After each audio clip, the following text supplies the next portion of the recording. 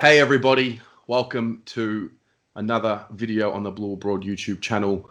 And today there's no mucking around because it's Carlton Essendon Sunday afternoon at the MCG, and I was a little bit hesitant to get an Essendon supporter on because it's just tough because I don't know if I'm going to be able to control myself and my emotions. But I've got, if I could compliment one Essendon supporter, it would be this guy, good friend of mine, Robel.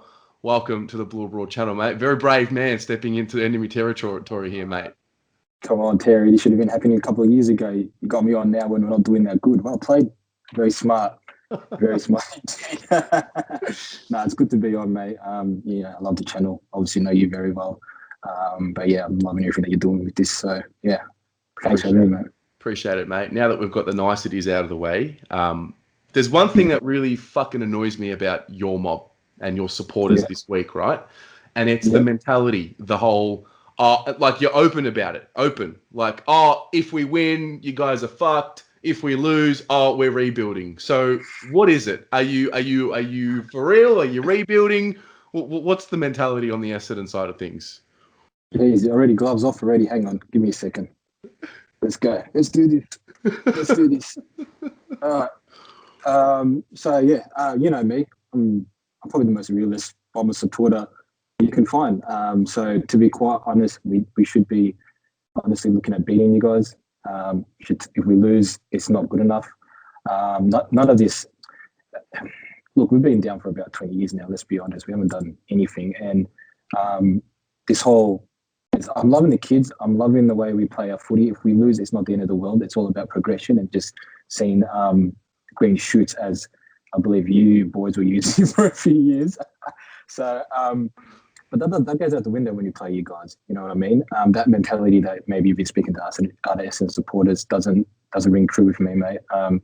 If we don't show up, it's not good enough. That's it. End of the story. There's none of this. We're 2-4. If we lose, we're 2-5. So what? Carlton should beat us. Yes, you're probably ahead of us in your timeline, but that doesn't mean we shouldn't go out there and beat you. End of story. Yeah. I mean, look, I do respect the mentality. I think one thing the Carlton side of things has done is we've probably given the club some excuses over the years, and we've lost that fabric. But I wanted to ask you a bit about. I was listening in the preseason, and obviously you're an Essendon man, so you're following what's going on. What happened in the preseason? Rutten, he got the players to study the history, or like, because I actually do really like that as an idea. But what was that? So I believe Rutten from what I can see as an Essendon supporter, he just wanted people to be there that wanted to be Essendon through and through. Obviously, you saw what happened with, I'm still a fan of Danaher. He's still a favourite son of ours. But, even Fantasia and Sarr to a certain extent, if you don't want to be at the club, then what's the point of holding them? You know what I mean? With Danaher and the Fantasia, they made those intentions clear a year before. So whilst I was happy to keep them and always going to be like, let's try and keep them, you know what I mean? I think Rutten came in after Worsfold and decided, you know what, I'm not an Essendon person, but now I am at this club. It's time to show all the other the players and even the supporters that, this is Essendon, we are Essendon, this is our history.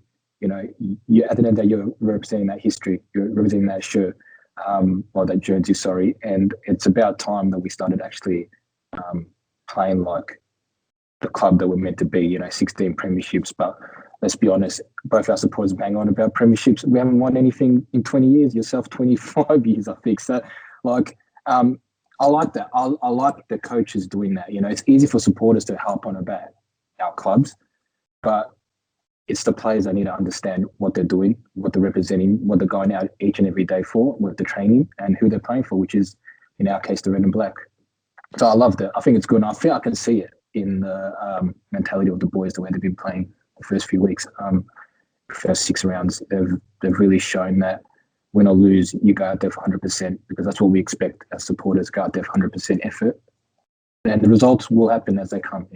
Yeah. Nah, look, all jokes aside, I did really like that, because that's probably something we're struggling with a little bit. Just the identity of the club, and we almost push away the history of our club because we want to be the new Carlton. We want to move away from the old Carlton. I don't know, maybe we've gone a little bit too far away from it, but I think the rivalry between the two of us my opinion, is probably so strong because we've both done nothing. Like the other rivals like Collingwood and Richmond and whatnot. Okay, Collingwood's been a while since they were really, winning a premiership. They obviously were in the granny a few years ago. So you got to kind of give them a little bit of respect because they're good. But like Essendon are like actual dog shit, right? Like just genuine dog shit. And you can talk about salary cap all you like. You don't have it anymore because you genuinely took performance enhancing drugs and cheated on a level so much more deeper than salary cap cheating. And to this day, none of you actually like, you still push away like it didn't happen. I just don't understand. I didn't think we were going to go here, Terry, but it looks like we are. So I'm just going to say honestly that I believe the players were innocent in this, but that's not our supporters. We don't know how clubs run. We don't know administration. We don't know what goes on behind the scenes. So, of course, they made a mistake, whether it's blatant cheating or whether it was by accident. I wouldn't say by accident, but the players were unaware of what was happening. And we don't even know whether or not they actually did take performance enhancing. It's really messy. But that's really not the point anyway. You've got to copy your punishment no matter what it is, and you move forward. And I think that's what I like most about our club. Yes, people can laugh and say we haven't done anything, but since that ban in 2016, we did play finals 2 out of the 3 years. We did win more than 10 games. I think it was 12, 13, and 11. And if you win 12 games in a normal season, you do make finals. Yes, we haven't won finals since 2004. That is something that's not good enough for a club like us. But first of all, we've got to get there to have a go at it. So, I like to, we also know a good friend of ours who's a fan favorite of this show, the famous Stephen. How about them bangers? So, I like to, he does give me crap about not winning since 2014, 2004, sorry, a final. But, I just look at your guys' history the last 7-8 years and I'm like, you haven't won more than 10 or more games since 2013. Like a lot of times there's 1 or 2 wins. In our worst year when we got banned, we won 4 games.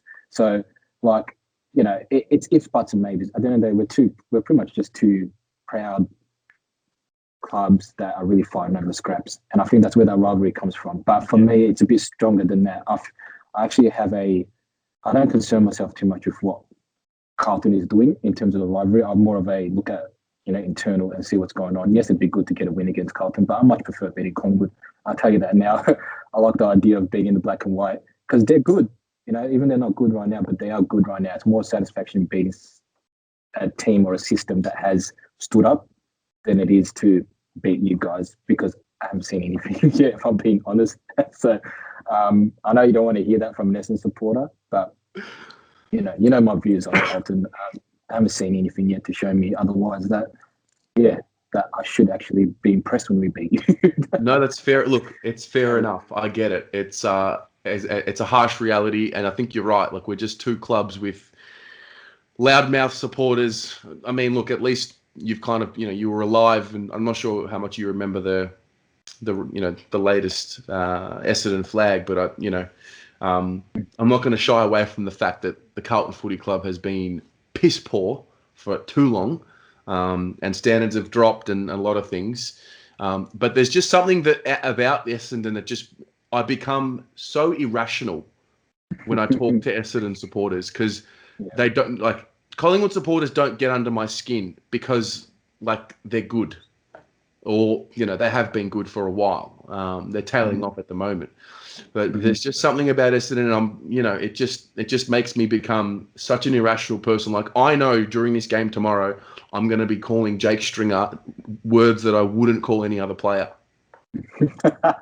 I get that. I actually don't have it might be because obviously, best mate's a Carlton supporter. I don't have that much of a hatred towards Carlton. And really, I'll tell you now, the reason why I don't really have a strong hatred towards Carlton, I like seeing you guys lose. I like seeing you guys in the media during the week getting bashed up. If we beat yous, it's going to be all hell break loose for Teague and your boys in the I watch all the shows. I watch everything. I'm as informed as it can be when it comes to footy. So, that outside noise when it's attacking your club, I like it. I like the way it's happening with Collingwood now. I love to see it. But I don't have that hatred for Carlton that I would have if you guys were actually successful, or not even successful, but showing some sort of substance. And that's where my hate for Collingwood comes from, because we know they've actually been successful in this last decade, so beating them actually means something. It's not the only good thing about beating Carlton is that, yeah, we beat you and there's some bragging rights, but I really don't want my club to be like, we bet Carlton, have the same mentality and be like, our season was good enough to successful. Or don't rock up the next week, you know what I mean? Like we bet, for you guys, or we bet Essendon next week, you lose by 40 points, you don't show up. That's not a mentality my club should have. And as a supporter, if I want my club to have the same mentality as me, then beating Carlton should just be beating every other 17 club in the competition. Really, you beat them and you move on. That's it. At the end of the day, but that of course will be different tomorrow. I'll be calling some of the Carlton players that actually like stuff that is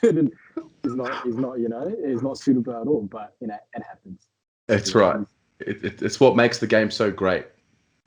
So, from your point of view, I'm seeing kids come in. I'm seeing a fresh energy come in.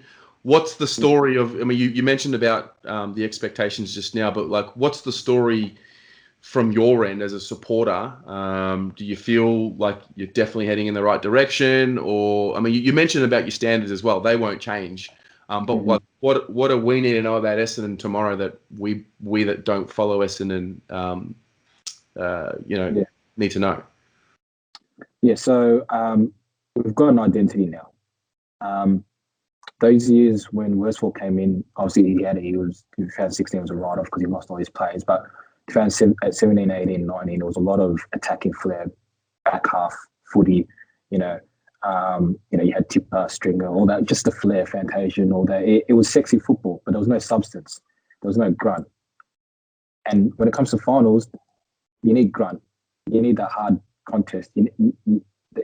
Sexy football doesn't work in the finals, you know what I mean? So that's why we didn't win those finals when we got that opportunity. Now I'm seeing a bit of a hunting mentality, like forward 50 pressure, tackling pressure, locking it in, not allowing the team to just go coast to coast very easily. Those are you're not going to get, because we've got a young team, we've got some experienced players, but because we've got a young team, you're going to expect foot skills that are going to be, turnovers, you're going to expect errors, you're going to expect those types of things, wrong decision making. It's not about that for me. It's about the intent. It's about the effort. It's about going in as hard as you can for every contest. It's about the spread, going from contest to contest. And I'm seeing that from the boys, especially from the young boys. And I think that brings in a bit of rejuvenation for people like Stringer and some of the senior blokes who, people count them out. But to be quite honest, Shield's still very young. He's only 28, he'll be 29 this year. Stringer's only 27. Tipper's only 27 as well. There's a lot of boys in their prime that if they can just wait around a few years, we can bounce back pretty quickly with the young talent, as long as the young talent takes onus of where our club should go. And I think that's what I've been most impressed about with our team, particularly the midfield. They're all young. Merritt is a bit experienced, he's only 25, but the way Parrish and McGrath's leading that midfield, young blokes, has been fantastic. The way Ridley at the back, he's only played 36 games, Ridley. He's only 21, I believe. And the way he's leading that back line, Francis has shown me some stuff. Yes, it's taken some time for him, but as a young player, he's shown things as well in that back line. So it's for me, and I think that's something you need to watch for tomorrow, is the young blokes. If you guys don't come with the same intensity or that hunger that maybe you get from young blokes but not from older blokes, then you could lose. And I think that's what's maybe you guys, if I have to be from the outside point of view, there's a lot I could say about Carlton, but we don't have the time. But if there's something I could say about you blokes is that I think you guys go in every week expecting with the system or the process or whatever you guys are trying to implement, it's just going to happen. But there isn't that grunt that I see. Except for Walsh, I'll give Harry Mackay as well in the forward line. He does like to crash packs. And Jones and Wiedering have been fantastic in the back line. The rest of your team, I just don't see that that if we lose, no, we can't. Not even if we lose, we can't lose. That's what I see. So I think we'll bring that tomorrow. And if you don't bring that, I don't think you'll win. And that will be curtains, I think, for your season, maybe for your coach, and who knows, your direction of your club going forward. Wouldn't be the first time that the Bombers have sliced the Carlton Football Club in half, would it? It's yeah. As much as I want to give you shit, bro, I just can't disagree. And this is why you're my favourite Essendon supporter, because you just keep it real. and the two of us like to keep it real. Stephen gets up and about, and I'm looking forward to chatting with him as well tomorrow and seeing what he has to say. But before I let you go, give me a final prediction and, something that'll happen tomorrow, whether it's someone gets goals or possessions. Like, how do you see the game being played, and what's your prediction? So being a realist and the way your clubs, although Collingwood's been in the media a lot this week, what could happen if you guys lose the following weeks, with the week especially going into all the talkback that's going to happen. I cannot understand or see how you guys can't win this game. Like, if your boys have something to show, I think a lot of your supporters are blaming the coaching.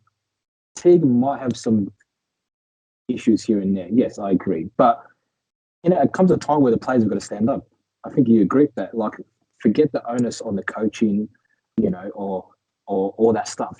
It's just a game of football. 22 blokes run out there and actually show something. So, being a realist, you guys should win.